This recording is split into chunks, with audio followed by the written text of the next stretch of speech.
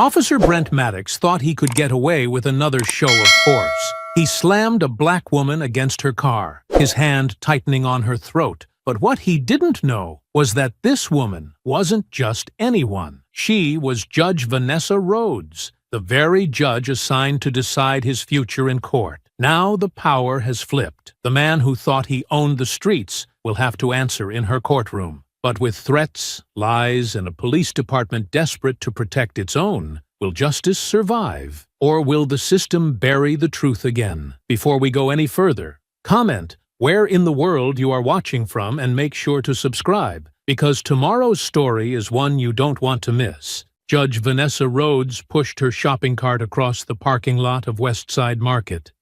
The evening air felt cool against her face after the stuffy fluorescent lighting inside. She'd traded her judicial robes hours ago for jeans and a simple navy sweater, grateful to shed the weight of her position, if only for a little while.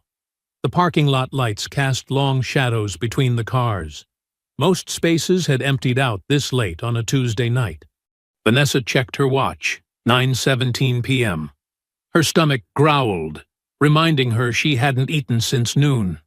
Almost there, she whispered to herself, steering the cart toward her silver Volvo sedan. Her shoulders ached from hunching over case files all day. The federal courthouse had been especially tense this week, with a string of high-profile cases landing on her docket. All she wanted now was to get home, heat up some soup, and maybe catch an episode of that cooking show she'd been meaning to watch. Vanessa reached her car and popped the trunk. She began transferring grocery bags, organizing them carefully so nothing would spill during the drive home. The eggs and bread went in last, placed gently on top of the heavier items. A pair of headlights suddenly flooded the area around her, making her squint. A police cruiser pulled up abruptly, parking at an angle that partially blocked her in. The high beams stayed on, blinding her. Vanessa shielded her eyes with her hand. "Hello," she called out, unable to see who was inside the vehicle. The driver's door of the cruiser swung open. A bulky figure stepped out, moving with rigid purpose. As he approached, Vanessa could make out his uniform, Philadelphia PD, and the hard set of his jaw. "Is there a problem, officer?" she asked, keeping her voice steady and polite. "You need to move your vehicle, ma'am." His voice came out sharp, impatient. "You're blocking the driving aisle." Vanessa glanced around, confused. Her Volvo was neatly parked, within the white lines of its space. "I'm sorry, but I don't understand. My car is properly parked." The officer stepped closer, and she could now read his name tag. Maddox. Officer Brent Maddox. His face was flushed, as if he'd been arguing before arriving here. "Don't get smart with me." His tone hardened. "Your cart is sticking out. It's a hazard." Vanessa looked at her shopping cart, which sat snugly against her open trunk. It wasn't blocking anything. Something about this didn't add up. "I'm almost done loading my groceries," she said calmly. "I'll be out of your way in just a minute." Officer Maddox stepped closer. He was tall, at least 6 feet, with broad shoulders that seemed to strain against his uniform. His eyes narrowed as he looked her up and down. "ID," he demanded, holding out his hand. "May I ask why you need my identification? I'm simply loading groceries into my car." Maddox's face darkened. "You're being uncooperative with an officer. ID, now." A cold feeling settled in Vanessa's stomach. She'd seen this before. Not personally, but in countless cases that had come through her courtroom. Power being flexed unnecessarily. Authority demanding submission without cause. "Officer Maddox," she said, trying to de-escalate, "I'm happy to comply, but I'd like to understand what regulation I'm violating." "Listen, lady," he snapped, stepping even closer. She could smell coffee and something minty on his breath. "When an officer gives you an order, you follow it. Period." Vanessa took a deep breath. 15 years on the federal bench had taught her to stay calm under pressure. She reached slowly for her purse in the shopping cart. "I'm getting my wallet," she explained, moving deliberately. "Hurry it up!" Maddox barked. As she opened her purse, a young couple walked past, glancing nervously at the scene. The woman whispered something to her partner, who shook his head and quickened their pace. Vanessa found her wallet and opened it to retrieve her driver's license. As she did, Maddox suddenly grabbed her wrist. "What's taking so long?" he demanded. "You hiding something in there?" "Please let go of my wrist," Vanessa said firmly. "I'm complying with your request." "Don't tell me what to do," Maddox growled, tightening his grip. Pain shot through Vanessa's arm. "You're hurting me, officer." Several more shoppers had stopped at a distance, watching the encounter unfold. An older man with grocery bags stood frozen by his truck. A teenage boy nudged his friend, pointing discreetly. "Officer, there are witnesses here," Vanessa said quietly. "Please, conduct yourself professionally." Something in Maddox snapped at her words, his face contorted with anger. "Are you threatening me?" he snarled. "No, I'm simply—" Before she could finish, Maddox yanked her away from the cart. With a forceful shove, he pushed Vanessa against the side of her car. The impact knocked the air from her lungs. Her purse fell to the ground, contents spilling across the asphalt. "You people always think you know better than the police," he hissed in her ear. Vanessa struggled to catch her breath. "Officer, this is completely inappropriate." His hand shot up, fingers wrapping around her throat, not squeezing hard enough to cut off air completely, but with enough pressure to make his threat clear. Vanessa's eyes widened in shock and fear. "Now you listen to me," Maddox said, his face inches from hers. "I've had enough attitude for one night." Vanessa couldn't speak. The pressure on her throat made words impossible. Her hands instinctively came up to his wrist, trying to pull it away. From the corner of her eye, she saw movement. The small crowd of onlookers had grown, and now, one by one, they were pulling out their phones. Camera lenses pointed in her direction. The distinctive sound of video recording apps starting up seemed impossibly loud in the quiet parking lot. Maddox's hand remained at her throat, his eyes burning with uncontrolled rage. The light from the phones illuminated his face, capturing every detail of his aggression for all to see. Vanessa's judicial training kicked in through the fear. Document everything. Remember every detail. This moment would matter later. The phones kept recording as Vanessa stood pinned against her car, the hand of Officer Brent Maddox crushing her throat, and the eyes of stunned bystanders witnessing it all. The crowd grew larger. Whispers spread through the gathering of shoppers as Officer Maddox kept his grip firmly around Vanessa's throat. His fingers pressed into her skin, not enough to stop her breathing completely, but enough to make each breath shallow and painful. "When I tell you to cooperate, you cooperate," Maddox barked, his face so close she could see the tiny burst blood vessels in his eyes. "You think you're special? You think the rules don't apply to you people?" Vanessa didn't struggle. Years in the courtroom had taught her that showing panic only escalated situations. She kept her eyes locked on his, refusing to look away, despite the fear coursing through her body. "I need to see some ID right now," he demanded again, spittle flying from his mouth. "Or we're going to have a much bigger problem." Vanessa's right hand moved slowly toward her fallen purse, careful not to make any sudden movements. Maddox watched her hand suspiciously, but didn't loosen his grip on her throat. "Hurry it up," he snapped. "I don't have all night to deal with uncooperative civilians." Her fingertips touched the edge of her wallet, which had fallen half open on the asphalt.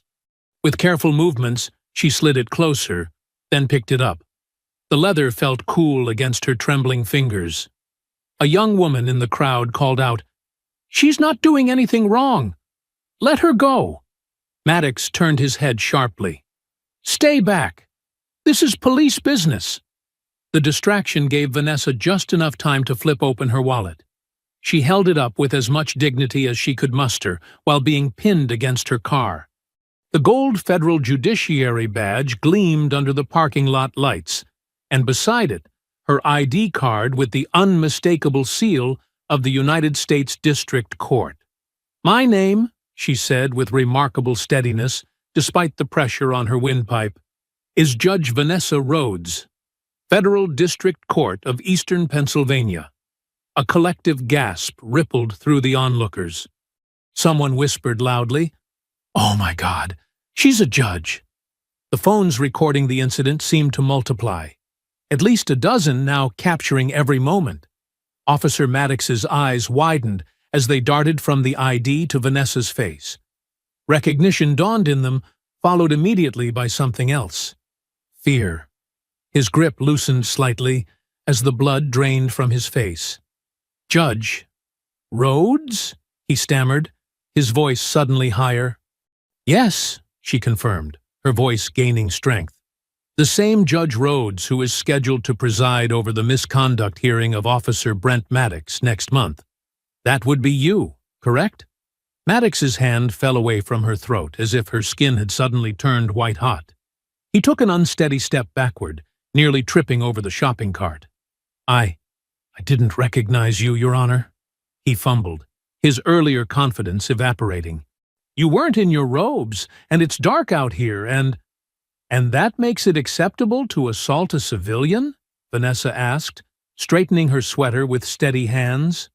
She could feel the tender spots on her neck where his fingers had been. Those would be bruises by morning. The crowd had fallen silent, phones still recording.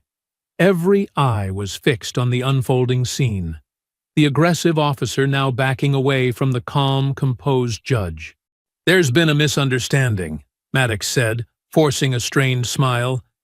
"I was responding to a complaint about blocked traffic in the parking lot. Just doing my job, Your Honor." Vanessa bent down slowly, gathering the scattered contents of her purse, lip balm, house keys, a small notebook. She placed each item back with deliberate care, taking her time. "A misunderstanding," she repeated, her voice cool and measured. "Is that what you call placing your hands on a woman's throat without provocation?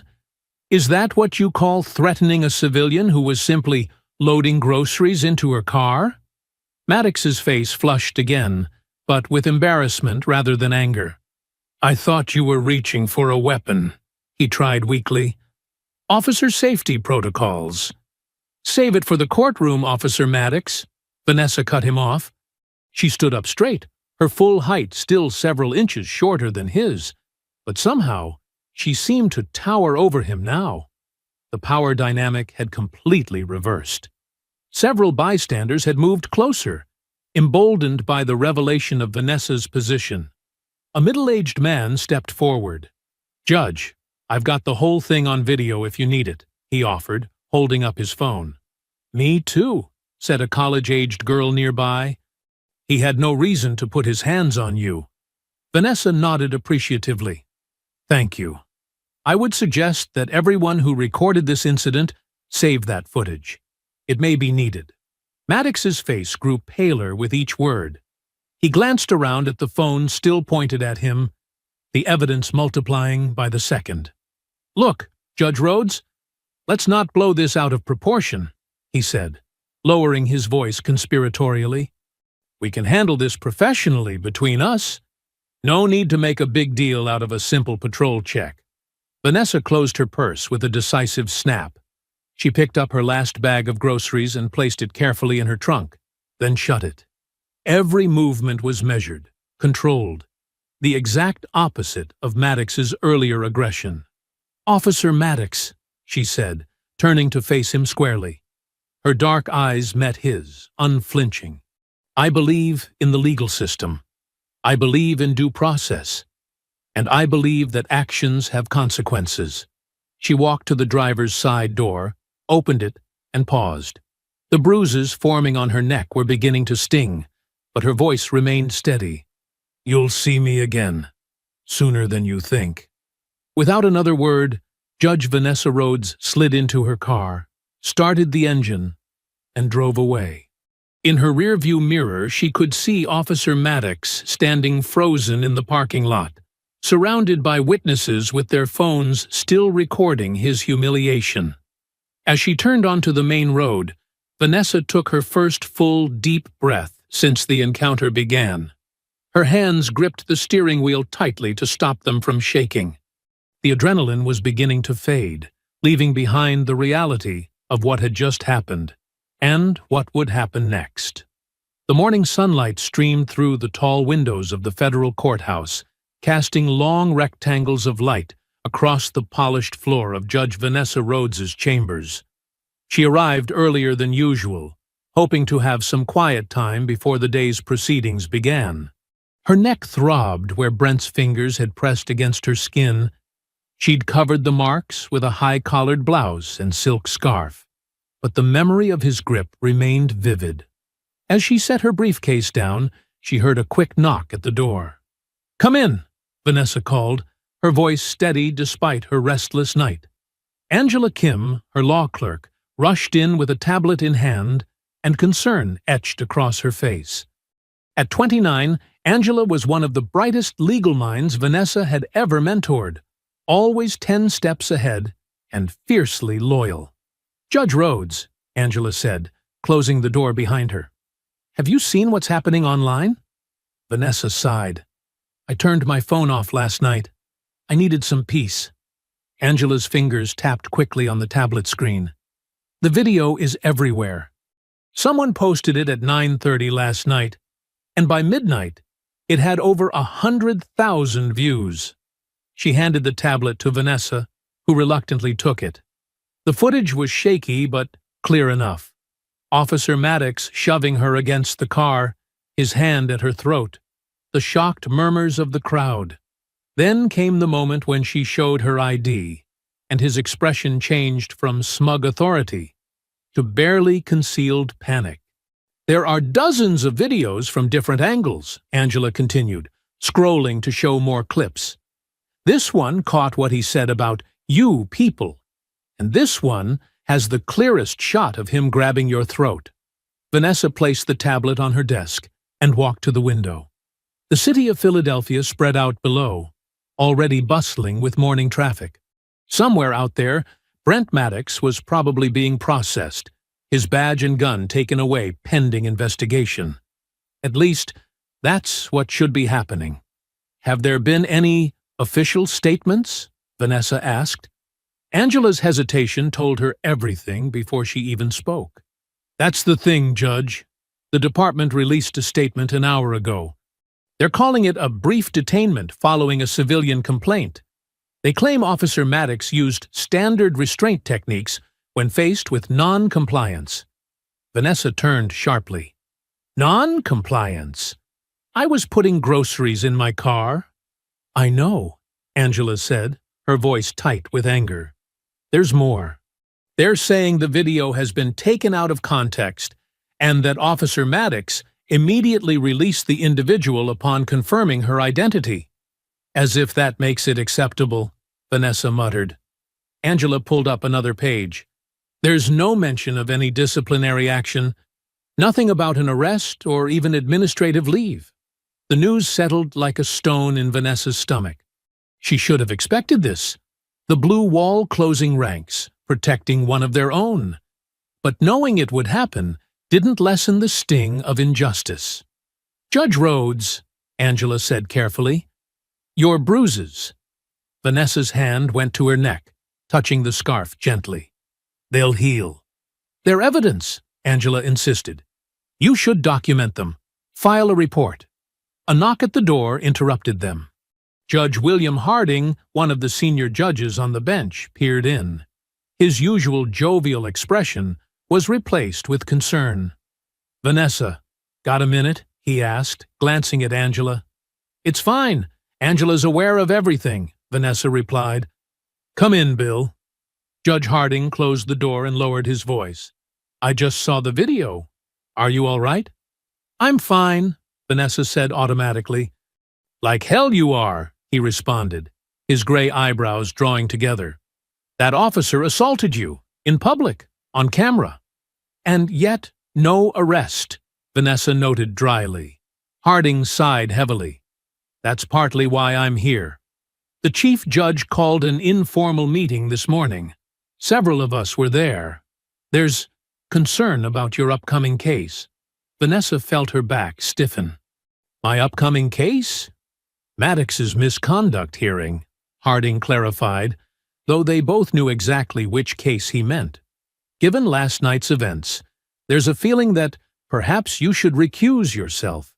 The suggestion hung in the air like smoke. Angela made a small sound of disbelief. Recuse myself, Vanessa repeated flatly. Because I was the victim of his assault? Shouldn't that be even more reason for accountability? Harding shifted uncomfortably. I'm just relaying the conversation, Vanessa. The concern is about the appearance of impartiality. Defense will claim you have a personal vendetta now. And what about justice? Vanessa asked, her voice remaining calm, though anger simmered beneath. What message does it send if I step aside after he assaulted me? That officers can intimidate judges with impunity? Politics, Harding said with a grimace. The department is already spinning this. They're suggesting you didn't identify yourself quickly enough, that you were confrontational. Angela couldn't contain herself. That's absurd. The videos clearly show. I know. Harding held up his hands. I'm on your side here. But you need to be prepared for what's coming. This isn't just about one officer anymore. The entire department is circling the wagons. After Harding left, promising his support whatever she decided, Vanessa stood motionless in the center of her chambers. Angela watched her, waiting. Get me everything on Maddox's case, Vanessa finally said. Every document, every witness statement, every piece of evidence. I want it all here by noon. You're not recusing yourself, Angela stated, rather than asked, relief evident in her voice. No, Vanessa said firmly. I'm not. When Angela left to gather the files, Vanessa closed her office door and leaned against it. Her throat ached, both from Maddox's grip and from the words she'd held back. She crossed to her desk where Brent Maddox's case file already sat. A thick folder containing allegations of excessive force against 3 different civilians over the past 2 years. Each time, the department had cleared him. Each time, the victims were people of color. She opened the file, staring at the photo of Maddox clipped to the inside cover. His smug smile seemed to mock her now. The same smile he'd worn as he pinned her to her car. It was clear now, the department wasn't just defending one of their own, they were protecting a system. Her hand went to her neck, feeling the tender spots beneath the silk scarf. This wasn't just about one assault in a parking lot anymore. This was about power, about who wielded it and who suffered under it. And somewhere in this courthouse, decisions were being made to ensure that power remained exactly where it had always been. Vanessa took a deep breath and began to read the file again, this time with new eyes. The day dragged on like a heavy weight. Vanessa moved through her afternoon docket with mechanical precision, but her mind kept returning to the Maddox file. By late afternoon, her chambers overflowed with evidence boxes. Angela had been thorough, pulling not just the official case documents, but newspaper clippings, internal affairs reports, and witness statements that never made it to court. The patterns were disturbing. 3 excessive force complaints in 2 years. All victims were people of color. All cases dismissed or settled quietly. All investigations concluded with the same phrase. Officer acted within departmental guidelines. Judge Rhodes? Angela poked her head in. It's almost 7. Everyone else has gone home. Vanessa looked up, surprised to see darkness outside her window. I lost track of time. I could stay and help, Angela offered, though exhaustion lined her face. No, go home. Get some rest. Vanessa stood, stretching her stiff back. We have a long fight ahead of us. Angela hesitated. Are you sure you'll be okay? After everything that happened? I've been a black woman in America for 46 years, and a judge for 15 of them, Vanessa said with a tired smile. This isn't my first encounter with intimidation. It's just the first one caught on video. After Angela left, Vanessa gathered her things. She slipped the most crucial documents into her briefcase. She'd review them again at home. The courthouse had emptied out, her footsteps echoing in the marble hallway as she headed for the back exit, where she'd parked that morning. The night air held the first hint of autumn coolness. The parking lot was mostly empty, security lights casting long shadows between the few remaining cars. Vanessa walked briskly, keys already in hand, when the flash of headlights caught her attention. A police cruiser sat near the exit, engine running. Even from a distance, she recognized the silhouette leaning against it. Officer Brent Maddox. Her steps faltered for just a moment before she forced herself to continue walking. She would not show fear, would not give him that satisfaction. As she approached her car, Maddox straightened up. His uniform was crisp, his badge catching the security lights. He looked completely at ease, as if he hadn't assaulted her just yesterday. "Evening, Judge Rhodes," he called, his voice carrying across the quiet lot. Vanessa kept walking, focusing on her car just 20 feet away. "That's cold," Maddox continued, pushing off from his cruiser to stand directly in her path. "No hello for the officer who helped you with your grocery troubles?" Up close, his eyes held the same cold arrogance she'd seen in the parking lot. His mouth curled in a smirk that made her skin crawl. "Officer Maddox," she acknowledged, her voice steady. "I believe you're in a restricted parking area." He laughed, a sharp, humorless sound. "Always about the rules with you judge types, isn't it? But rules work differently out here in the real world. Move aside, please. I'm going home." "Don't worry, I'm not stopping you." His smirk widened. "Just wanted to have a friendly chat about your day. Heard you've been asking for all kinds of files. Making quite a stir." The implication was clear. He had people watching her, reporting back to him. People inside the courthouse. "My work is a matter of public record," Vanessa replied, stepping to move around him. Maddox shifted slightly, not quite blocking her but making it clear he could if he wanted to. "That fancy robe you wear, it looks impressive, I'll give you that. Got all that authority sewn right into it." He leaned closer, his voice dropping to a near whisper. "But at the end of the day, it's just cloth, isn't it? Doesn't stop anything that really matters." Vanessa met his gaze directly. "Is that a threat, Officer Maddox?"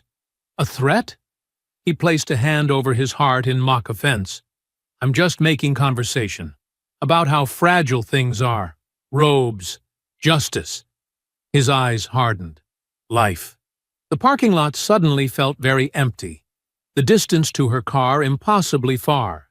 "Don't forget, Judge," he continued, voice low, "robes don't stop bullets."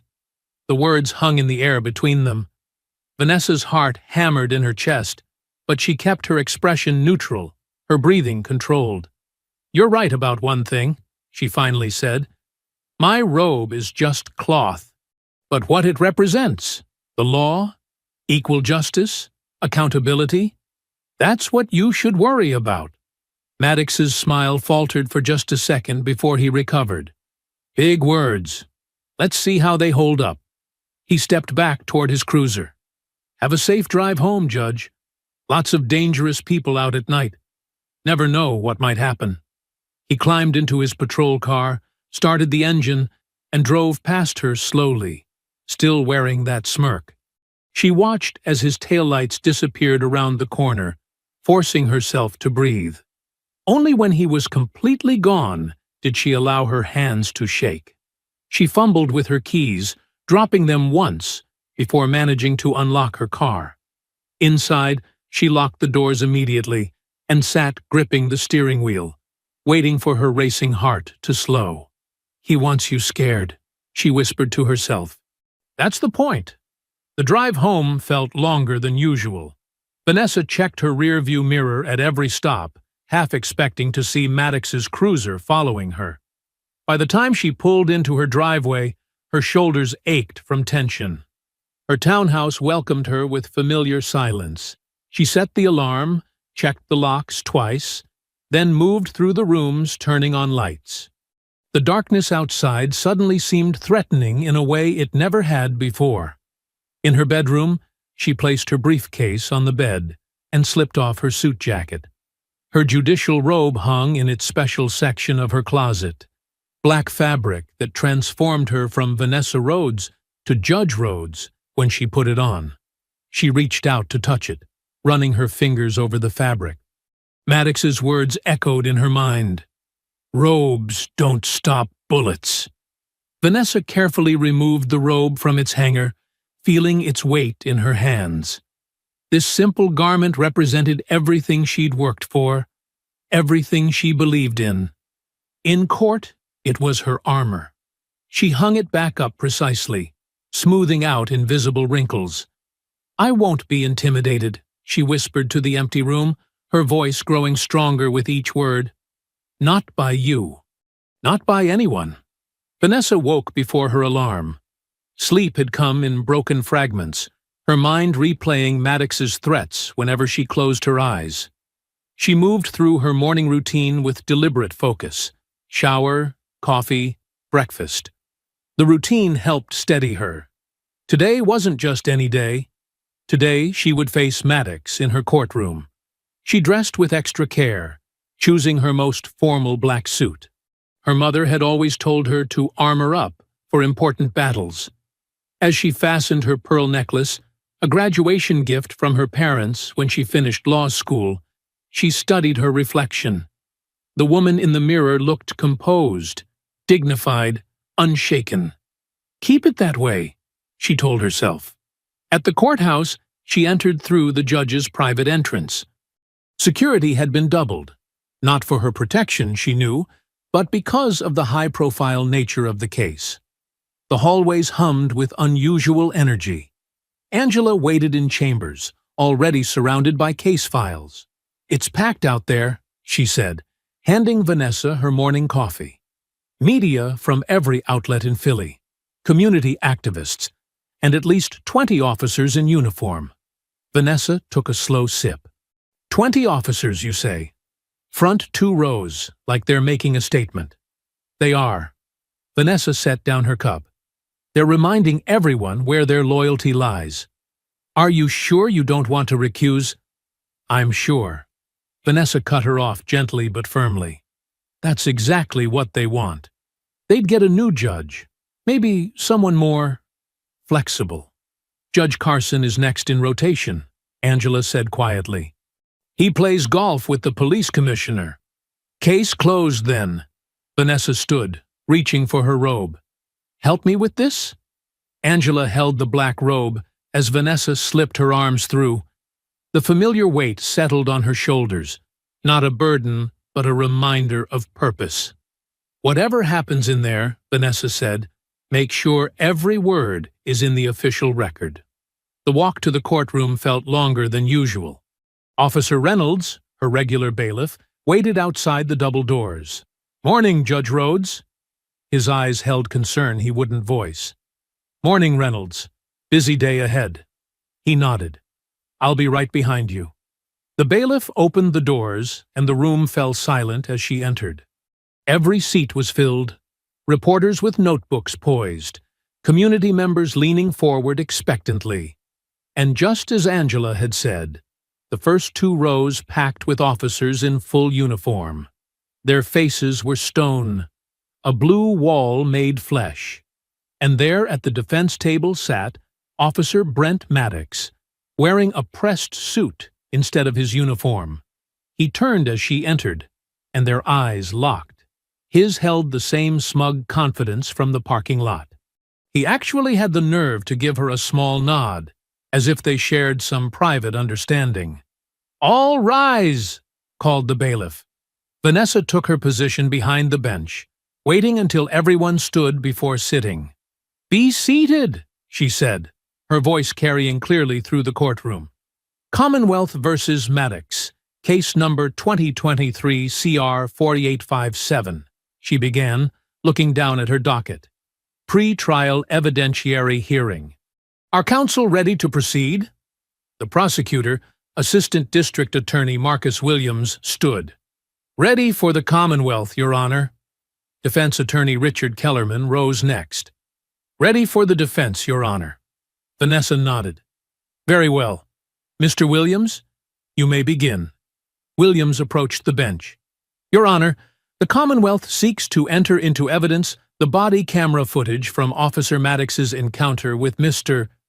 Darnell Jackson on March 14th of this year, as well as surveillance footage from the convenience store where the alleged misconduct occurred. Objection! Kellerman was on his feet instantly. Your Honor, we have serious concerns about the integrity of this evidence. The body camera footage shows clear signs of tampering.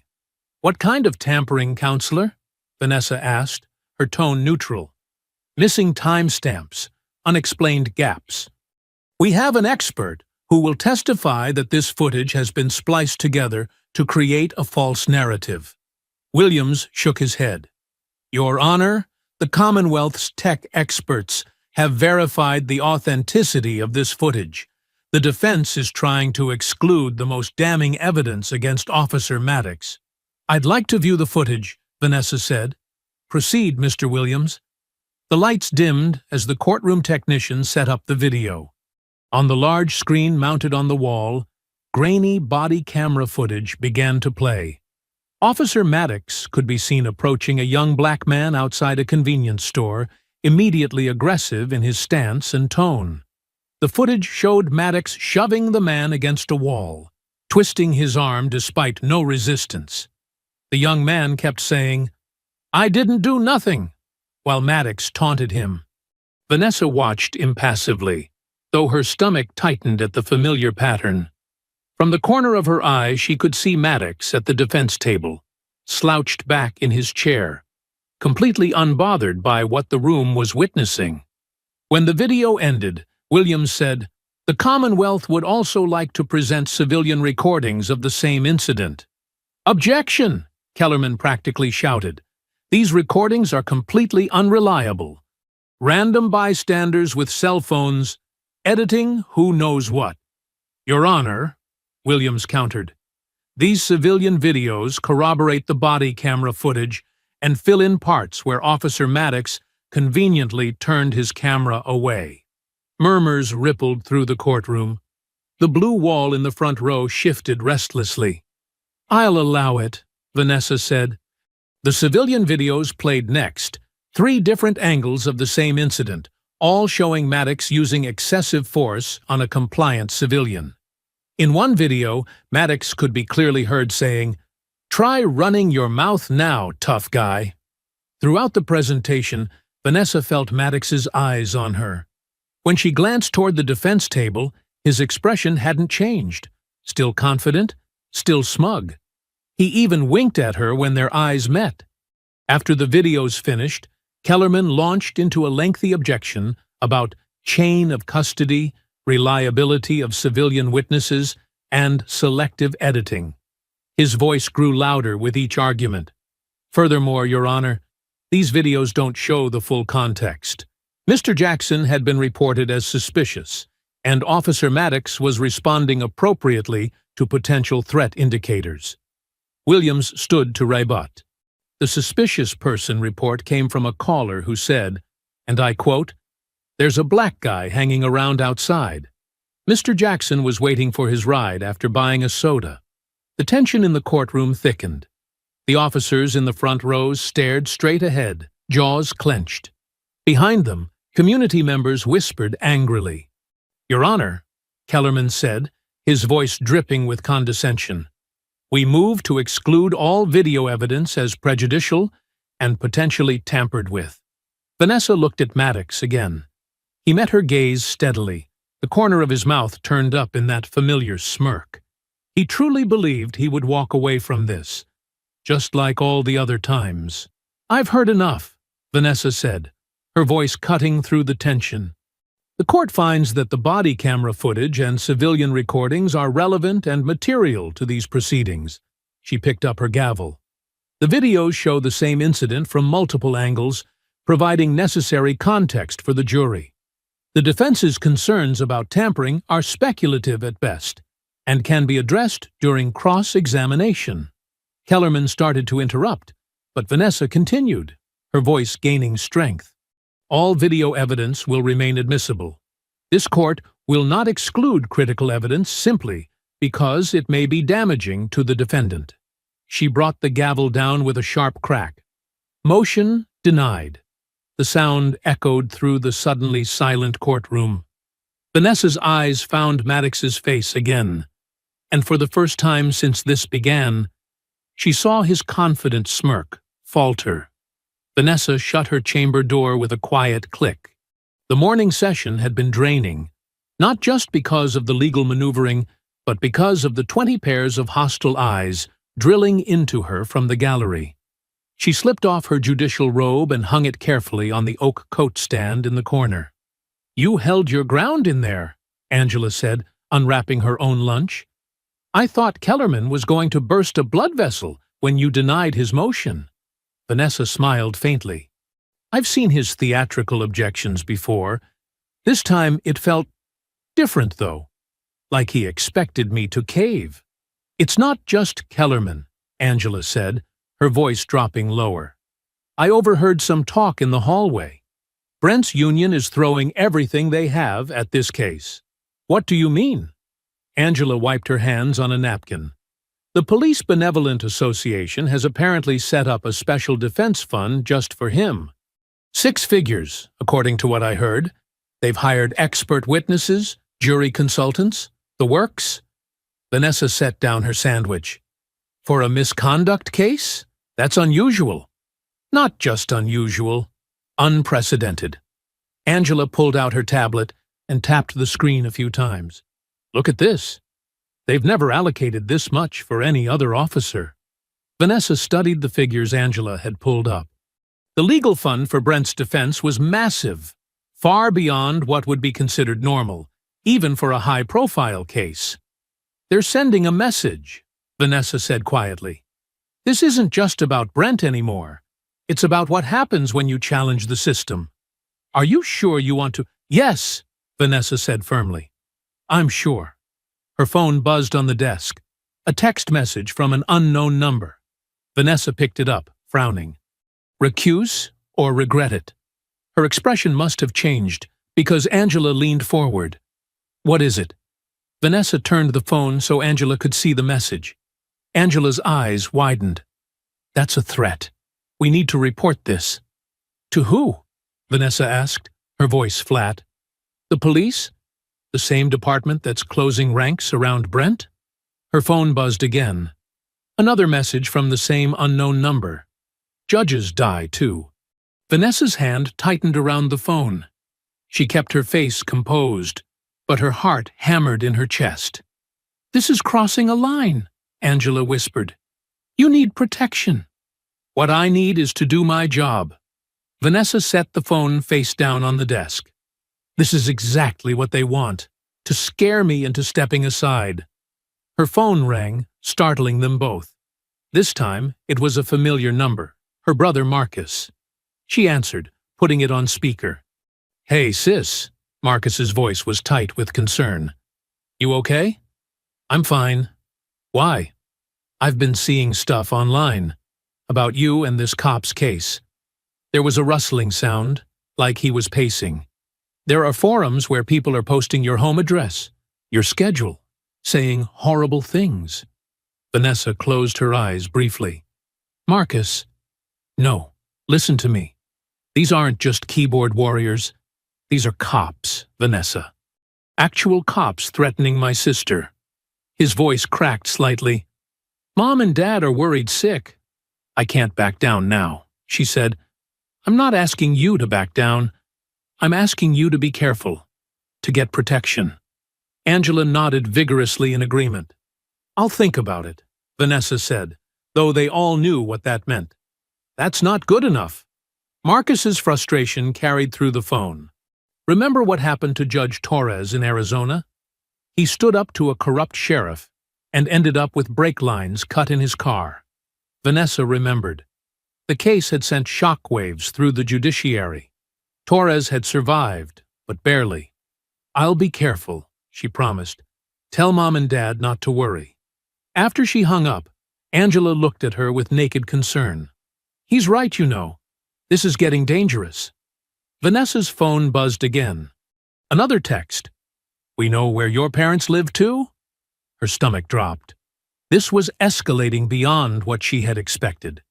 It was one thing to threaten her. She had signed up for this job knowing there were risks. But her family?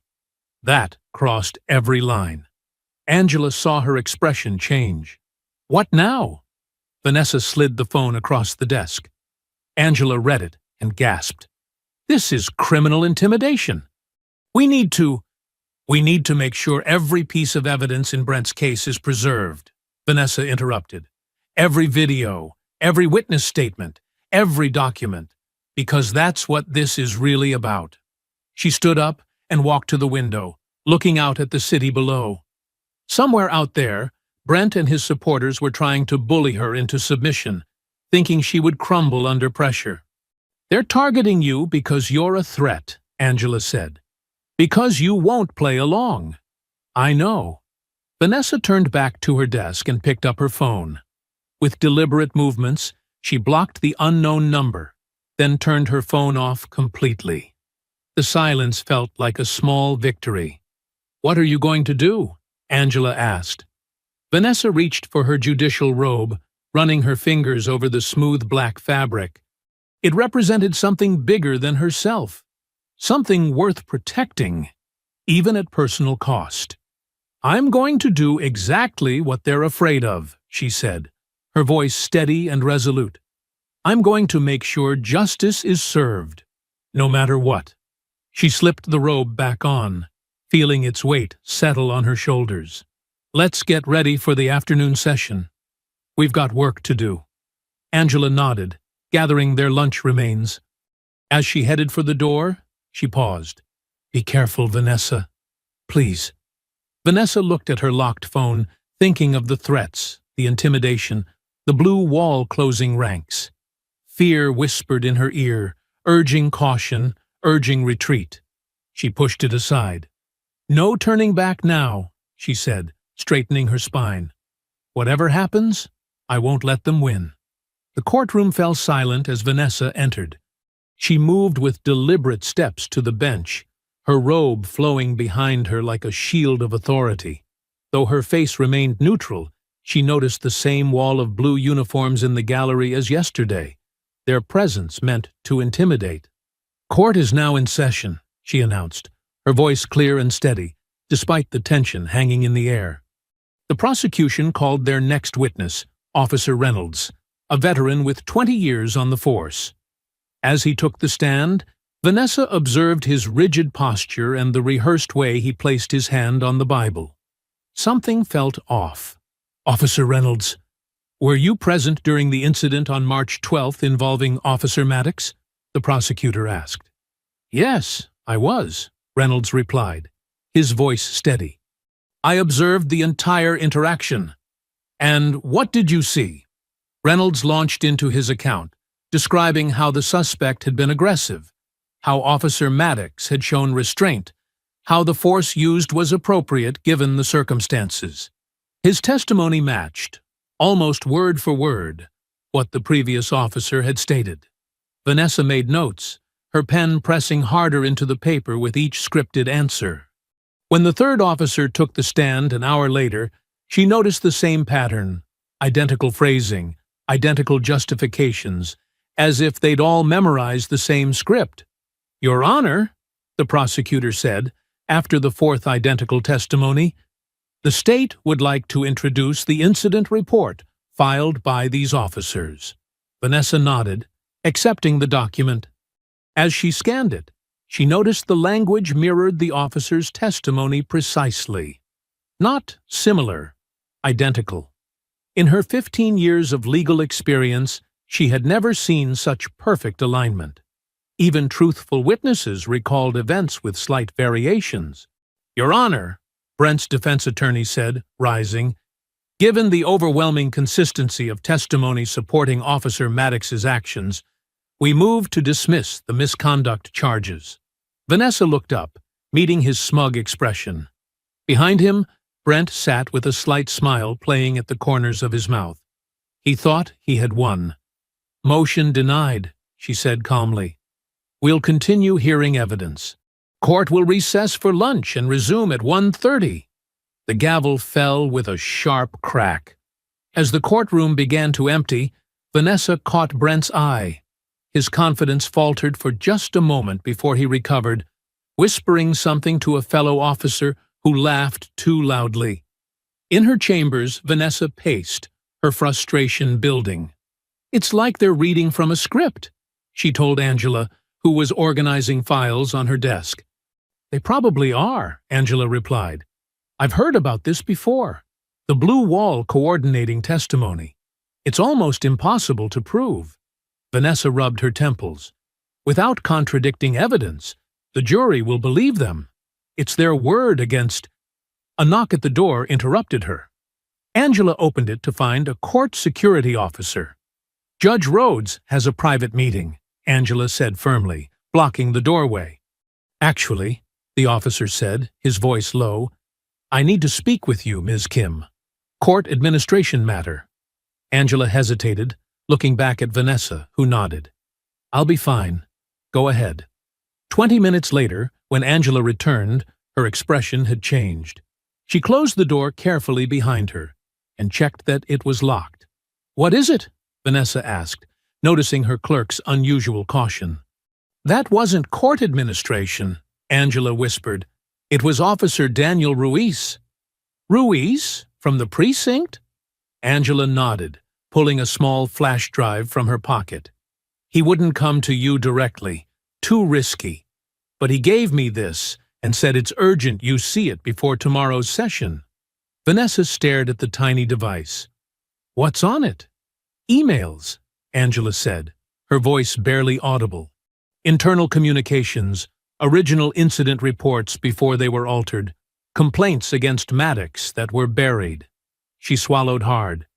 "Ruiz says there's a systematic cover-up. Not just for this case, but for years of Maddox's misconduct." Vanessa's pulse quickened. "Why is he coming forward?" "He said—" Angela paused, choosing her words carefully. "He said he became a cop to protect people, not to help bullies hide behind badges." The courtroom reconvened at 1:30 sharp. Vanessa maintained her composure throughout the afternoon as more officers testified, each story perfectly aligned with the last. But now she heard the rehearsed quality with new awareness, marking each suspicious similarity in her notes. As court adjourned for the day, Vanessa caught sight of Officer Ruiz standing quietly at the back of the courtroom. Their eyes met briefly before he looked away, his face betraying nothing. That night, in the study of her townhouse, Vanessa inserted the flash drive into her laptop. File after file opened before her. Emails between officers coordinating their stories, original reports showing much more force than claimed, citizen complaints that vanished from official records. The most damning was an email from the precinct captain. "Make sure everyone's on the same page for Rhodes. Maddox is one of ours. We protect our own." One folder contained personnel files showing Brent's history. 7 excessive force complaints in 5 years, all dismissed. 3 involved black women. In 2 cases, the women were professionals who had disrespected him. The pattern was unmistakable. Vanessa's jaw tightened as she scrolled through documentation of the department's systematic protection of Brent. They had created a monster by shielding him from consequences, and now they were doubling down. The final file was a video, dashcam footage that had supposedly malfunctioned during one of Brent's previous stops.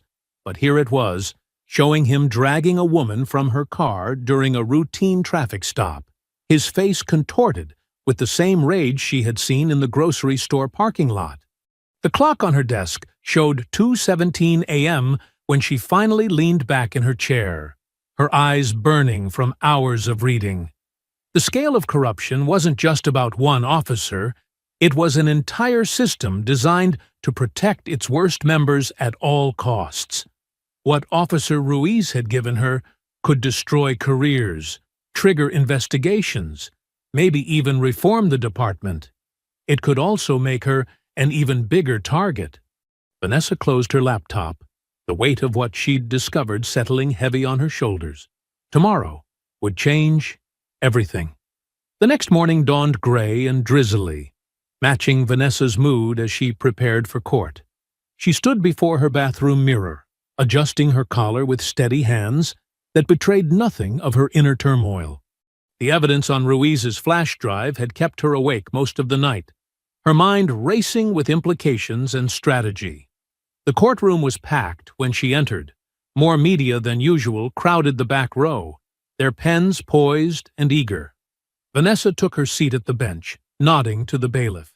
She noticed Brent looked different today, more relaxed, almost smiling. His attorney, James Peterson, arranged papers at his table with unusual confidence. Something had changed overnight. "You may be seated," Vanessa said. "Mr. Peterson, you wished to address the court before we continue with witnesses?"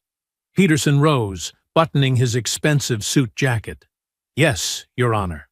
The defense moves that you recuse yourself from this case immediately." A murmur rippled through the courtroom. Vanessa kept her expression neutral. "On what grounds, Counselor?" "Bias, Your Honor." Peterson's voice rose, clearly playing to the reporters. "We have evidence of your consistent prejudice against law enforcement officers." He approached the bench, holding out a folder. "The defense would like to submit Exhibit D, transcript from the 2018 case of Commonwealth v. Decker, in which Your Honor stated, and I quote, 'The badge does not place officers above scrutiny when evidence suggests misconduct.'" Vanessa accepted the folder calmly, though her pulse quickened.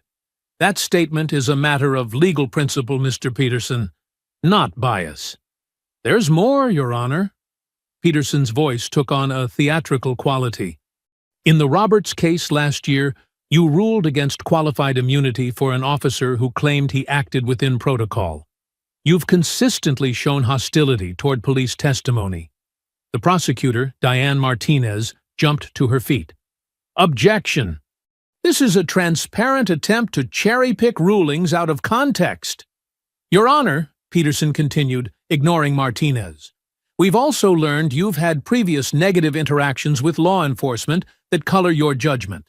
Your Honor was detained during a traffic stop in 2015 and filed a formal complaint afterward." The courtroom buzzed with whispers. Reporters scribbled furiously. Vanessa felt a flash of anger. That incident had involved an officer who had been unnecessarily aggressive, pulling his weapon during a routine stop. Her complaint had been measured and factual. "Mr. Peterson," Vanessa said, her voice steady despite the heat rising in her chest, "ruling on matters of law based on evidence is my job. Nothing you've presented demonstrates bias, only that I apply legal standards equally to all parties, including officers." She glanced at the gallery and saw several journalists already slipping out, rushing to file their stories. The damage was already being done. "Your Honor," Peterson pressed, "the appearance of bias undermines public confidence in these proceedings. We respectfully insist you recuse yourself." Vanessa looked directly at Brent, who met her gaze with a smirk. This was their strategy. Smear her reputation, force a recusal, start over with a more sympathetic judge. The flash drive in her desk drawer suddenly felt heavier. "Motion denied," she said firmly. "This court will proceed based on evidence, not innuendo. Call your next witness, Mrs. Martinez." The morning dragged on, but Vanessa could feel the atmosphere had shifted. Officers in the gallery sat taller, exchanging satisfied glances. During the noon recess, she retreated to her chambers and closed the door, finally allowing her composed facade to crack. Angela appeared with a tablet. "They're already running with it," she said grimly, showing Vanessa a news headline. Judge in police misconduct trial accused of anti-police bias. Another read, Rhodes's history of confrontation with law enforcement raises questions of impartiality. Vanessa scanned the articles, her jaw tight. They've twisted everything.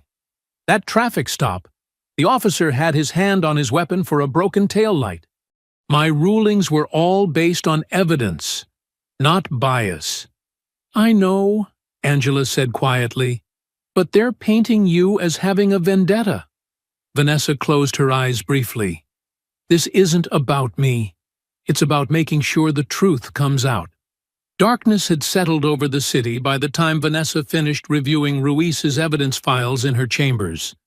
The courthouse had emptied hours ago, leaving only the hum of the air conditioning and the occasional distant sound of the night cleaning crew. She rubbed her tired eyes, gathered her belongings, and locked the files in her desk drawer.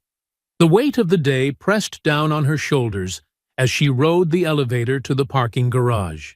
The smear campaign, her sister's worried call, the looks from court staff who'd seen the news, all of it swirled in her mind.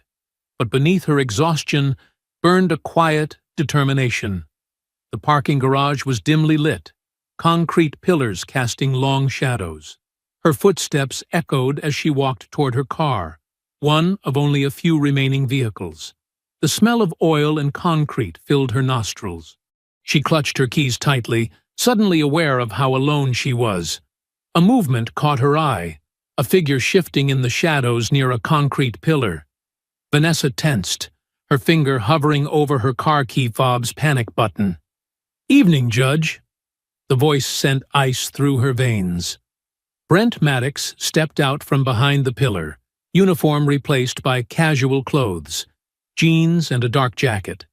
He leaned against the concrete, arms crossed, watching her with that familiar smirk. Vanessa stopped, maintaining distance between them. Officer Maddox, this is inappropriate. Just happened to be in the neighborhood. His voice echoed in the empty garage. Thought I'd see how you're holding up after today's revelations. You're violating the terms of this trial by approaching me outside of court, she said firmly, despite the rapid beating of her heart. I suggest you leave immediately. Brent chuckled, pushing off from the pillar and taking a casual step toward her. No need to be so formal. We're off the clock. He gestured to the parking garage around them. No robes, no badges, just two citizens having a chat. I have nothing to say to you. Vanessa started walking again, keys gripped tightly in her fist. Heard your little friend Ruiz has been talking. Brent's words stopped her cold. Sharing things that aren't his to share? Vanessa turned slowly, keeping her expression neutral despite the alarm bells ringing in her head. I don't know what you're talking about. Sure you do. Brent's smile didn't reach his eyes. Daniel's always been soft, too concerned with what's right instead of what's loyal. He traced invisible quotation marks in the air. He should know better than to turn on his brothers. People who do that, he shrugged, they better watch their backs. The threat hung in the air between them. Vanessa felt her anger rise, cutting through her fear. Are you threatening a police officer, Maddox? Threatening? No, ma'am. He spread his hands, all innocence. Just making an observation about how things tend to work out for people who can't keep their mouths shut. He took another step closer. Same goes for judges who stick their noses where they don't belong. Vanessa stood her ground. If you're attempting to intimidate me... Intimidate? Brent laughed, the sound bouncing off the concrete walls. I'm just having a friendly conversation about how unpredictable life can be. Even judges have accidents, you know? He glanced meaningfully at her car. Brake lines fail. Dark roads get slippery. Vanessa felt cold sweat at the back of her neck, but she lifted her chin. You're making a serious mistake. No, Judge Rhodes. His smile vanished, replaced by something hard and cold. You made the mistake when you didn't recuse yourself, when you decided to make this personal. "Justice isn't personal," she replied, her voice steady despite her racing heart. "It's necessary. So is survival." Brent's eyes narrowed. "Think about that tonight, when you're driving home, all alone on those dark roads." He pushed past her, deliberately bumping her shoulder as he walked toward the exit. "Sleep tight, Your Honor." Vanessa remained frozen until his footsteps faded, then hurried to her car, hands trembling as she unlocked the door. Once inside, she immediately locked the doors and sat gripping the steering wheel, her knuckles white. Her breath came in short, shallow gasps.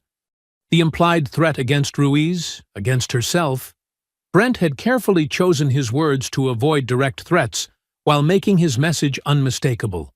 She closed her eyes, focusing on steadying her breathing. The garage suddenly felt vast and threatening, every shadow potentially hiding another figure waiting to emerge. Part of her wanted to call the police, but the bitter irony wasn't lost on her. Who would she call? Brent's colleagues? The same department closing ranks to protect him? Vanessa opened her eyes, staring at her white-knuckled grip on the steering wheel. The fear began to transform, hardening into something else. Resolve. "This ends in my courtroom," she whispered to herself, her voice gaining strength with each word. "This ends in my courtroom." She started the engine, checking her mirrors carefully before pulling out. As she drove toward the exit, she made a decision. Tomorrow she would talk to Ruiz.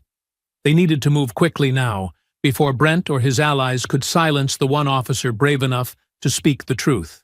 The intimidation had only strengthened her determination. If they wanted her scared, wanted her to back down, they had miscalculated badly. This wasn't just about Brent Maddox anymore. It was about every officer who thought a badge made them untouchable. Every corrupt system that closed ranks to protect its own at the expense of justice. As she drove through the dark Philadelphia streets, Vanessa's fear gradually subsided, replaced by a cold, clear purpose. Morning light streamed through the high windows of courtroom 304, casting long rectangles across the polished floor. Judge Vanessa Rhodes took her seat at the bench, her black robe settling around her shoulders like armor. She had slept little after Brent's threat in the parking garage, but her expression revealed nothing of her exhaustion or fear. "The prosecution calls Officer Daniel Ruiz to the stand," announced the district attorney, a woman with silver-streaked hair and determined eyes. A ripple moved through the gallery. The officers in the back straightened, their faces hardening as Daniel Ruiz entered from a side door. He walked slowly to the witness stand, his uniform pressed and proper, but his expression tense. Vanessa noticed his hands, steady but rigid, as he placed them on the Bible to be sworn in. The district attorney approached. "Please state your name and position for the record." "Daniel Ruiz, officer with the Philadelphia Police Department, Central Division, 8 years of service." "Officer Ruiz, can you tell the court why you've come forward today?" Ruiz glanced at the row of officers watching him, then straightened his shoulders. "Because what happened to Judge Rhodes in that parking lot wasn't an isolated incident, and the reports filed afterward weren't truthful." A low murmur rippled through the gallery. Brent's attorney shot to his feet. "Objection! This witness has no direct knowledge of the incident in question." Vanessa leaned forward. "The witness is a member of the same department and has knowledge of relevant procedures and practices. I'll allow it." She nodded to Ruiz. "Continue, officer." Ruiz took a deep breath.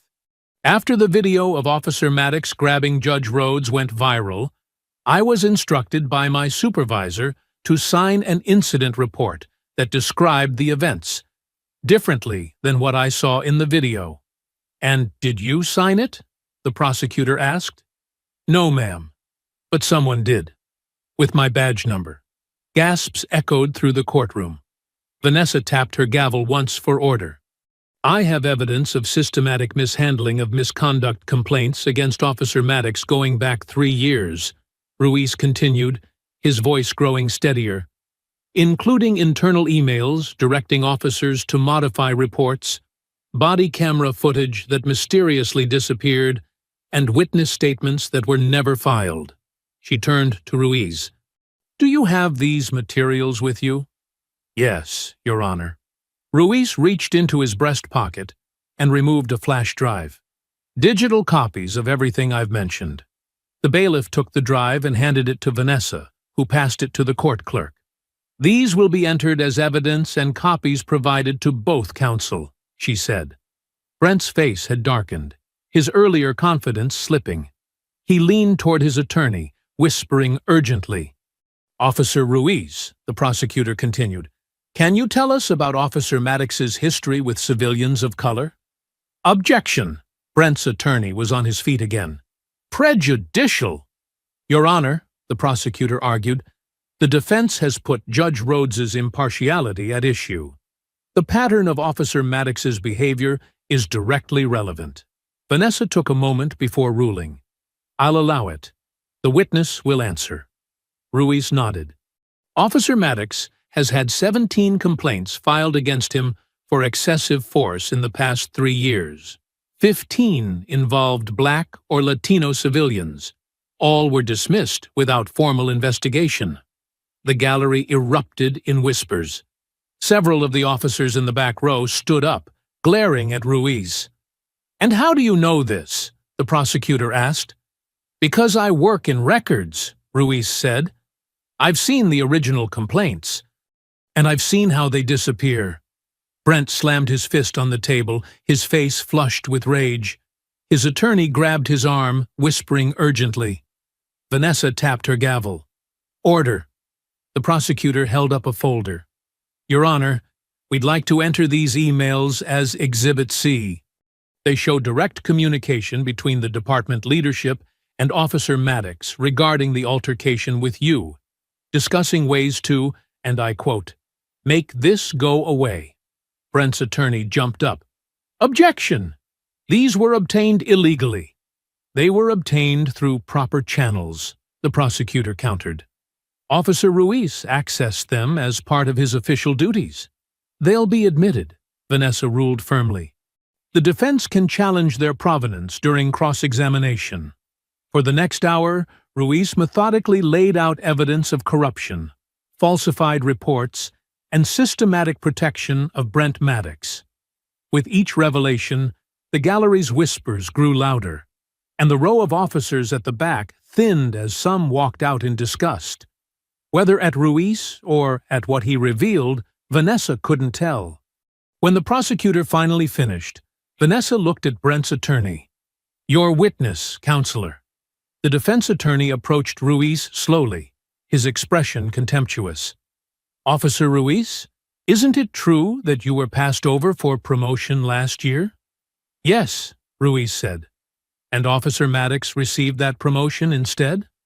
"That's correct. So this testimony is nothing but revenge from a jealous colleague?" Ruiz met his gaze steadily.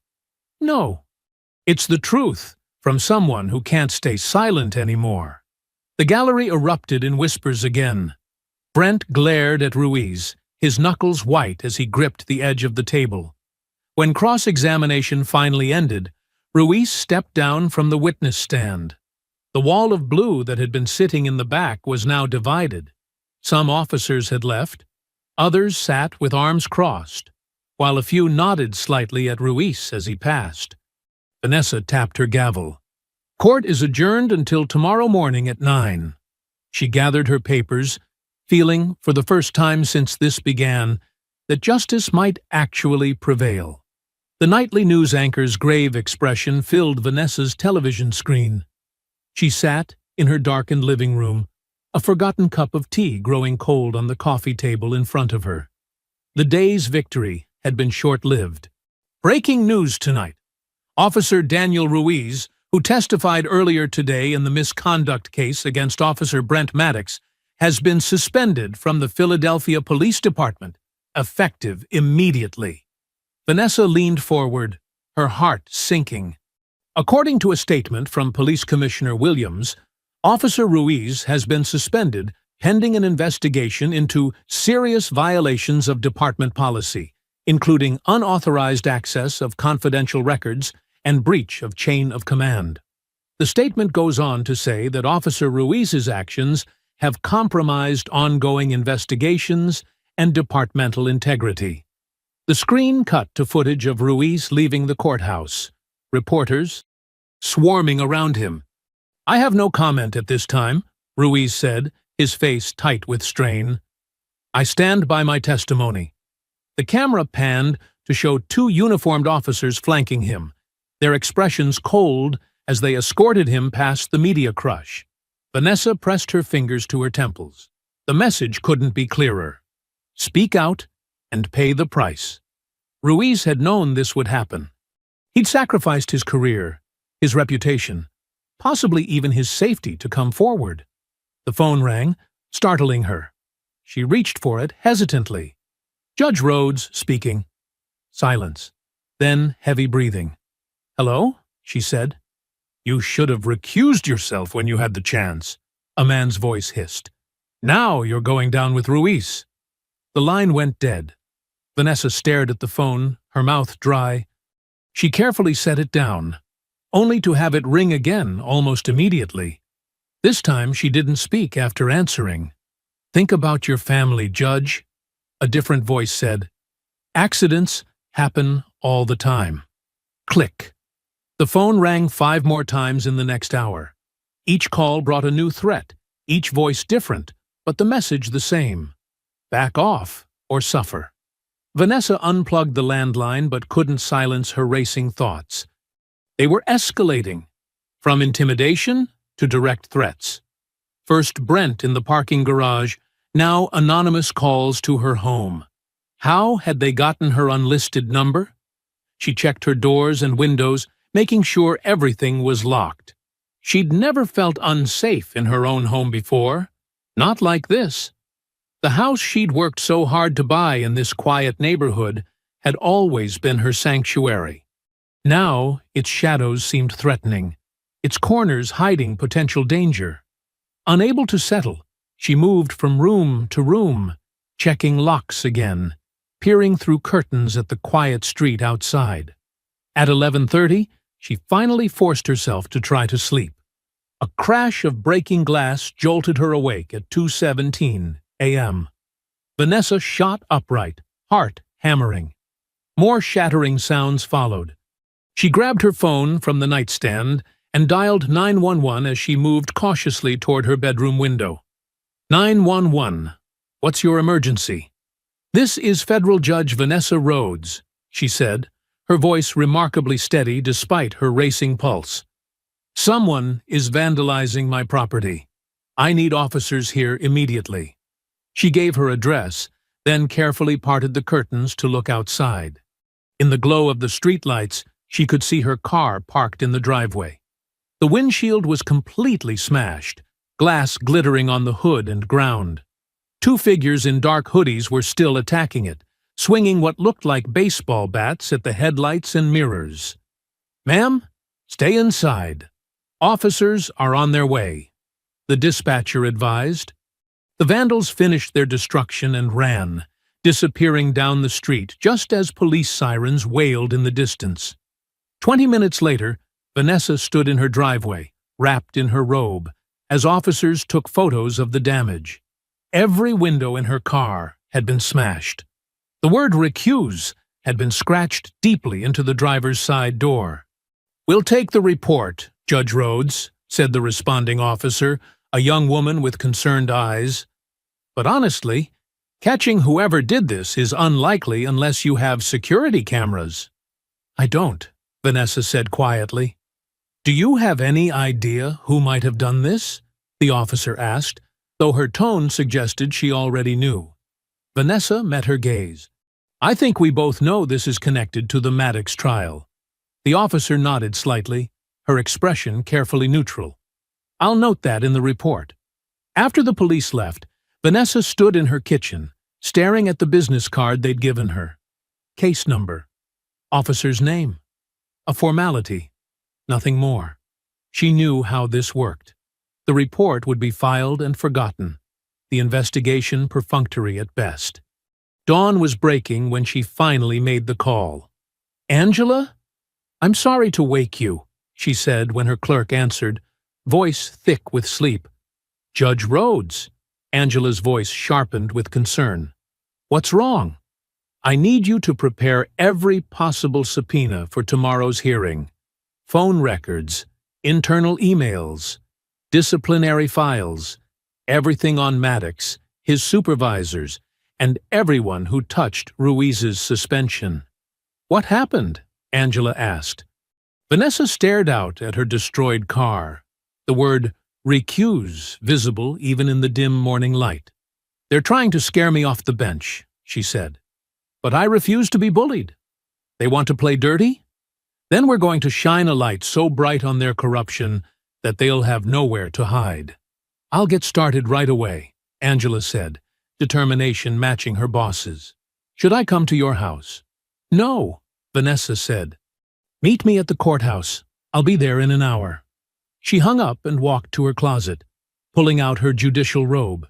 She ran her fingers over the black fabric, feeling its weight and what it represented. They thought they could intimidate her, force her to step aside. They had picked the wrong judge to threaten. The courthouse buzzed with tension as Vanessa Rhodes entered the courtroom, her black robe flowing behind her.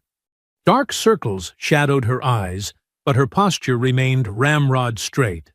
She hadn't slept after the attack on her car, spending the early morning hours with Angela preparing the legal arsenal they would deploy today.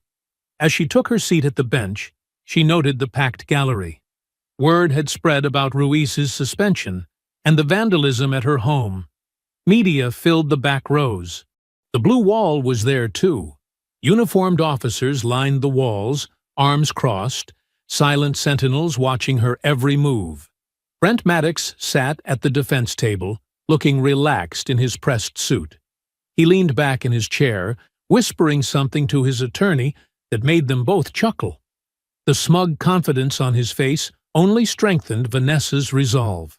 "Court is now in session," the bailiff announced. Vanessa looked out at the crowded room, her gaze unwavering. "Before we proceed with today's scheduled testimony, I have a series of orders to issue." She nodded to Angela, who approached with a stack of documents.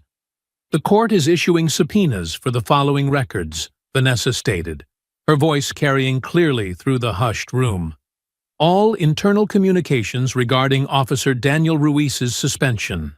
All disciplinary records for Officer Brent Maddox dating back 10 years. The complete personnel files of all officers who have submitted reports related to this case." Brent's attorney shot to his feet. "Your Honor, this is an outrageous fishing expedition. These records are protected by department policy, and department policy does not override a federal subpoena, Counselor." Vanessa cut in, her tone icy. "Furthermore, I'm ordering Commissioner Williams and Captain Henry Parker to appear before this court tomorrow morning to testify under oath about the circumstances of Officer Ruiz's suspension." A ripple of murmurs swept through the gallery. The police commissioner hadn't been expected to testify. "Additionally," Vanessa continued, "I'm ordering the immediate surrender of all surveillance footage from the police headquarters for the 48 hours preceding Officer Ruiz's suspension." Brent's confident smile had vanished. He leaned forward, furiously whispering to his attorney. "Your Honor," the defense attorney tried again, "these demands are unprecedented and burdensome. The department needs time to—" "The subpoenas require compliance by 5 p.m. today," Vanessa stated flatly. "Any failure to produce these records will result in contempt charges. Is that clear?" The attorney's face reddened. "Crystal clear, Your Honor." "Good. Now let's proceed with today's scheduled testimony. The prosecution may call its next witness." The prosecutor, a young woman named Sarah Chen, stood. "The people call Officer Jason Torres." A visibly nervous officer made his way to the witness stand. He'd been on patrol with Brent during several incidents mentioned in the misconduct case. After swearing him in, Chen began methodically walking through the events of a traffic stop where excessive force had been alleged. Officer Torres, you stated in your report that Officer Maddox used necessary restraint when subduing the suspect. Is that correct? Torres shifted in his seat. Yes, that's what I wrote. And was that an accurate description of what you witnessed? Torres glanced toward the wall of blue uniforms, then at Brent. It was consistent with department guidelines. That wasn't my question, Chen pressed. Did Officer Maddox use only necessary restraint, as you claimed in your report? Torres swallowed hard. He may have been more forceful than needed. The courtroom tensed. One of the first cracks in the wall had appeared. By midday, 3 more officers had testified. Each account started confidently, backing Brent's version of events. But under Chen's relentless questioning, and with Vanessa ensuring no evasions were permitted, contradictions emerged.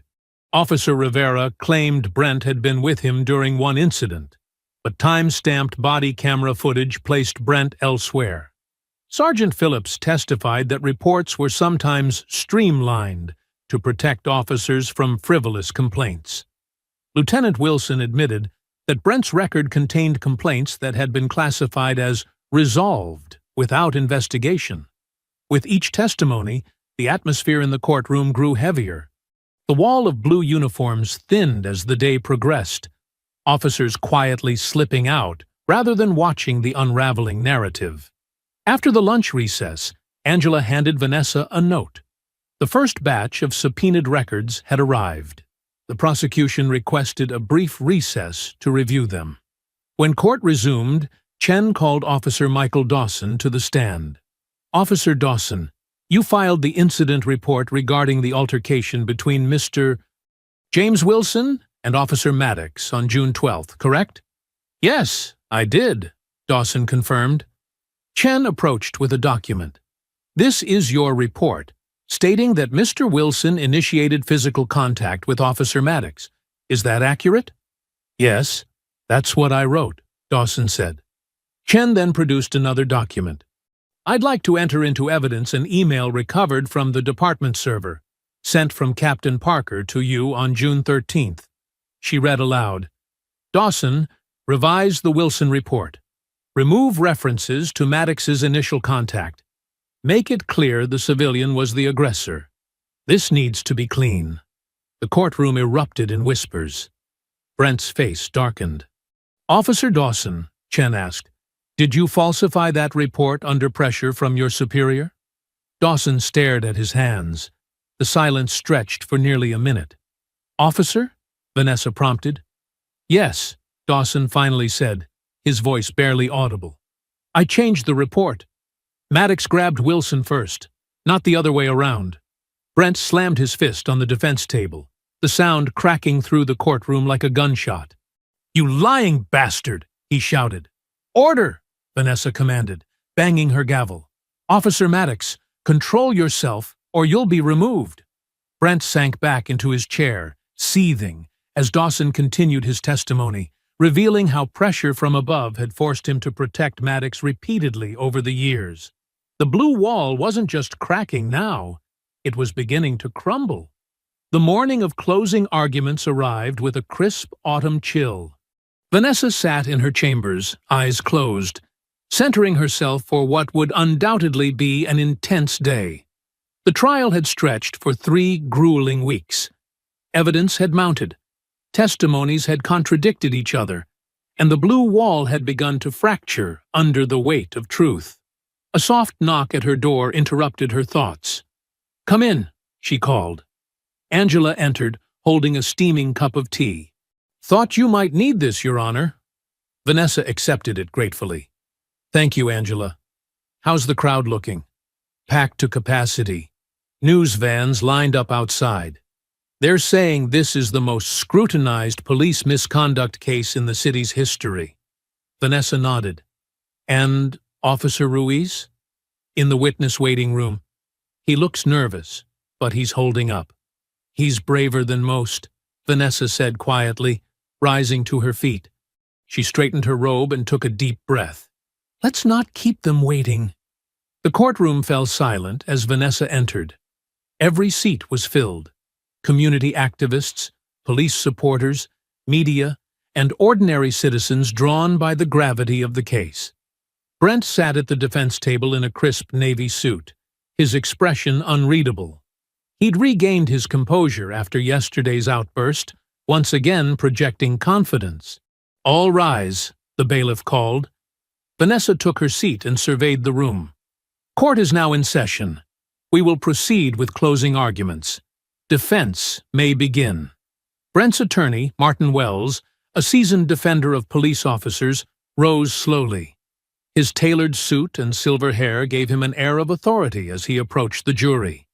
"Ladies and gentlemen," he began, his voice resonating with practiced conviction, "over these past weeks, you've witnessed nothing short of an orchestrated attack on a dedicated public servant. Officer Brent Maddox has served this community for 15 years, putting his life on the line every single day." Wells paced deliberately before the jury box, making eye contact with each member. "What we've seen in this courtroom isn't justice, it's persecution. A dedicated officer under attack by radicals with an agenda to undermine our police force and make our streets less safe." He gestured toward Brent, who sat up straighter, the picture of wronged innocence. "The prosecution has built their case on the word of a disgruntled colleague, Officer Ruiz, whose testimony reeks of personal vendetta. They've cherry-picked incidents from a 15-year career of exemplary service, taking split-second decisions made under pressure and dissecting them in the comfort of this courtroom." Wells's voice dropped to a somber tone. "When Officer Maddox walks the streets, he doesn't have the luxury of hindsight or frame-by-frame analysis. He makes decisions to protect himself and the public, sometimes with only seconds to act." He continued for nearly 40 minutes, dismantling the prosecution's case point by point, painting Brent as a scapegoat for anti-police sentiment. He dismissed the videos as lacking context and the testimonies of fellow officers as coerced by political pressure. "And as for that unfortunate parking lot incident with Judge Rhodes," Wells said, his voice softening with rehearsed regret, "Officer Maddox has expressed his sincere apologies for the misunderstanding.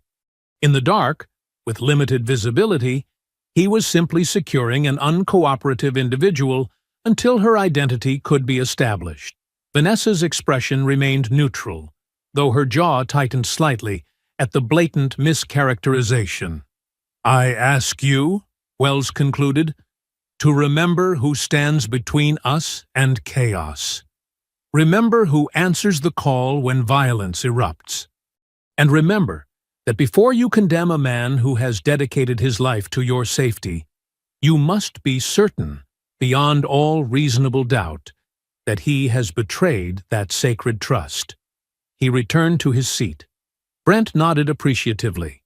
Prosecutor Sarah Chen rose next, her slight frame belying her formidable presence. Unlike Wells's theatrical approach, Chen moved with quiet purpose toward the jury. "Facts," she began simply. "That's what this case comes down to. Not emotion, not rhetoric about thin blue lines or political agendas, just facts." She activated a screen showing a timeline of Brent's misconduct complaints. 17 complaints in 15 years, 6 involving excessive force, 4 against black citizens, 2 resulting in hospitalizations, all dismissed without proper investigation. She clicked through to body camera footage, showing Brent shoving a teenager against a wall. Officer Maddox claimed this young man swung at him first. His report stated as much. The footage tells a different story.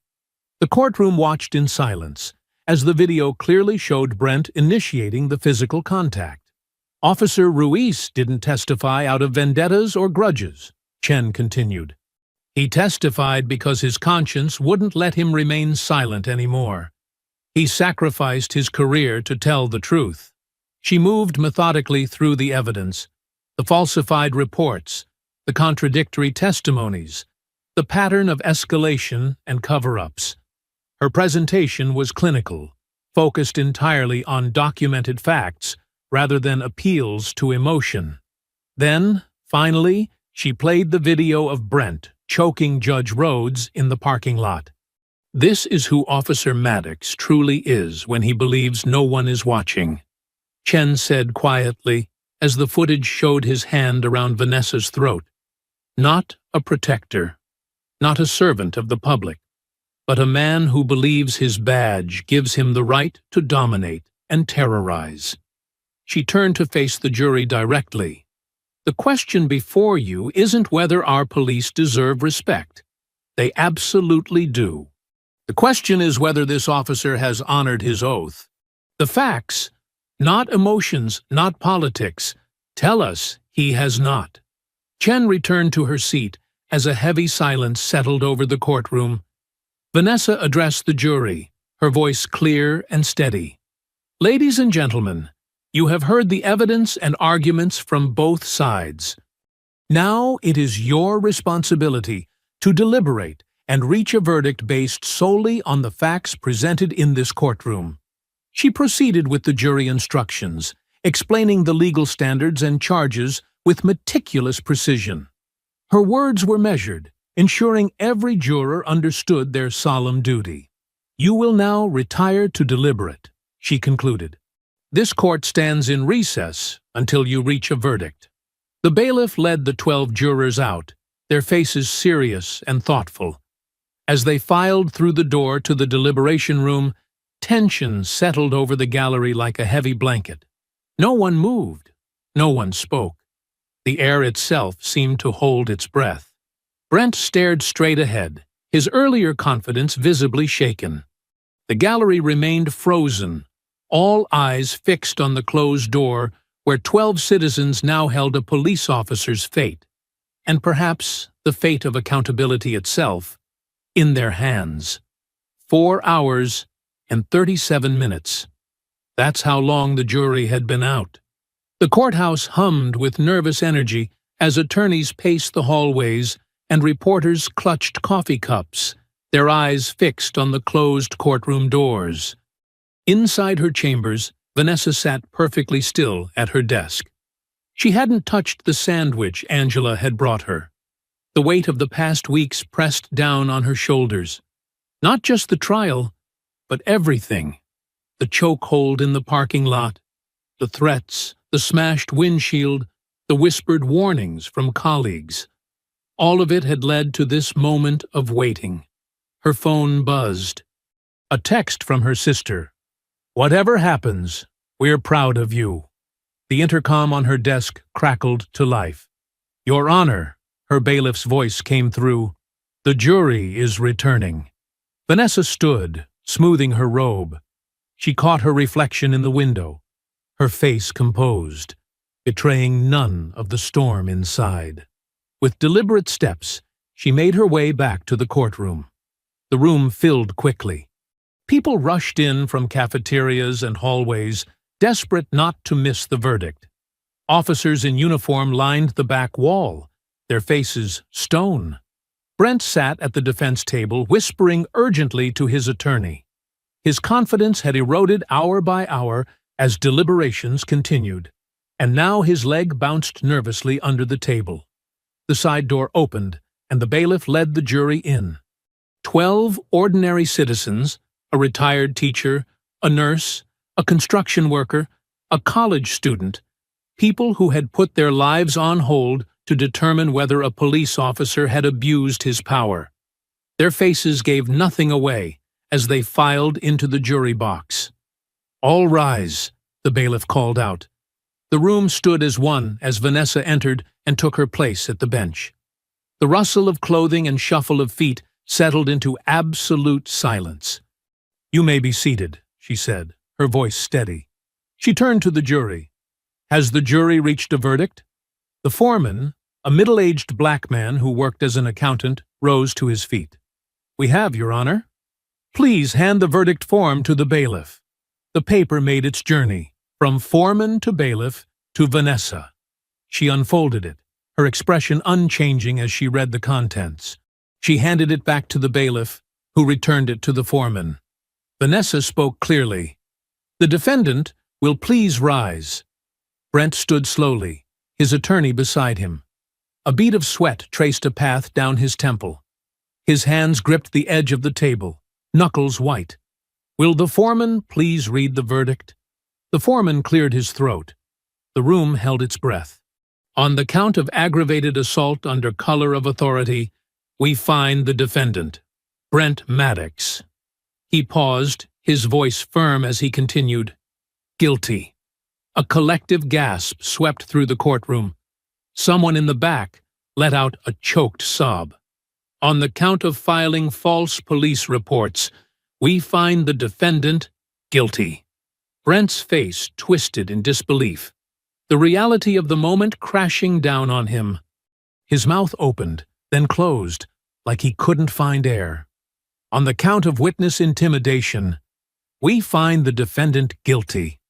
The foreman continued through the remaining charges, each verdict the same: guilty. The word rang out 7 times in total, each one another nail in the coffin of Brent's career and freedom. In the gallery, Officer Ruiz sat perfectly still, his eyes glistening. Beside him, several community members held hands, their expressions a mix of shock and vindication. "The jury is thanked and excused," Vanessa announced, her voice cutting through the murmurs that had begun to swell. "This court will reconvene for sentencing in 2 weeks. Until then, bail is revoked." Brent's attorney immediately stood.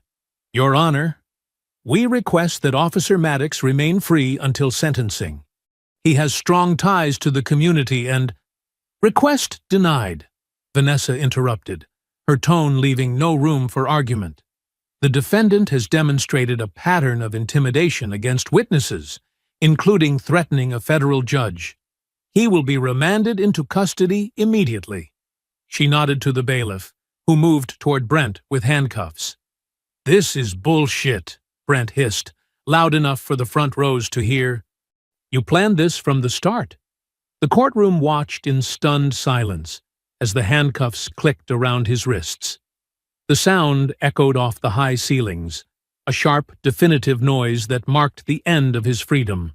Vanessa's eyes met his one final time across the courtroom. Where once he had stared her down with smugness and threats, now his gaze was wild with panic. But Vanessa's eyes remained steady, unshaken. Her expression neither vengeful nor triumphant, simply the calm certainty of justice finally served. Cameras flashed as Brent was led toward the side door. His polished shoes shuffled against the marble floor, the chain between his ankles clinking with each step. The sound stood in stark contrast to his earlier swagger. "I want to appeal," he shouted over his shoulder to his attorney. "This wasn't a fair trial." His voice faded as the door closed behind him. The click of the lock punctuated his exit from the courtroom, and from the position of power he had abused for so long. In the sudden quiet that followed, Vanessa spoke one last time. "Court is adjourned." The bang of her gavel resonated through the room. As she rose to leave, the gallery erupted into a buzz of voices. Reporters rushed for the doors, phones already pressed to their ears. But Vanessa didn't look back. She walked with measured steps through the door to her chambers, her robe flowing behind her like a shield of justice that had, at long last, held firm. The next day, Angela waited by the door to her chambers, holding it open. "Morning, Your Honor," she said, her usually professional tone warm with admiration. "Quite the crowd out there." "Indeed," Vanessa replied, hanging her coat on the rack. "Has anything urgent come in?" Angela's smile widened. "You could say that." She handed Vanessa a stack of papers. The Justice Department announced a formal investigation into the entire police department at 6 a.m. this morning. It's all over the news. Vanessa took the papers, scanning the top page, a press release from the Department of Justice. The words jumped out at her. Pattern of misconduct, systemic violations, comprehensive review of policies and practices. This goes way beyond Maddox, Angela continued, excitement creeping into her voice. They're looking at everything. Use of force guidelines, internal affairs procedures, training protocols. The mayor's office is already drafting reform measures to present to the city council. Vanessa sank into her chair, the weight of what this meant settling on her shoulders. Not as a burden this time, but as a confirmation. One case had cracked open the door to something much bigger. "There's more," Angela said, sliding another paper across the desk. "Officer Ruiz has been reinstated with back pay. The department quietly did it first thing this morning, probably hoping to avoid more bad press." A smile, the first genuine one in weeks, tugged at Vanessa's lips. Good. He deserved better than what they did to him. "And Maddox?" Angela asked. "His lawyer is already making noise about appeals." "Let him," Vanessa said simply. "The evidence speaks for itself. The sentencing guidelines suggest 7 to 10 years. I suspect he'll serve at least 5, even with good behavior." She turned to her window, looking out at the rain-washed city. Somewhere out there, Brent Maddox was waking up to his first morning in a cell. The man who had choked her, threatened her, tried to intimidate her, now stripped of his badge, his gun, his freedom. I hope you enjoyed that story. Please like the video and subscribe so that you do not miss out on the next one. In the meantime, I have handpicked 2 stories for you that I think you will enjoy. Have a great day.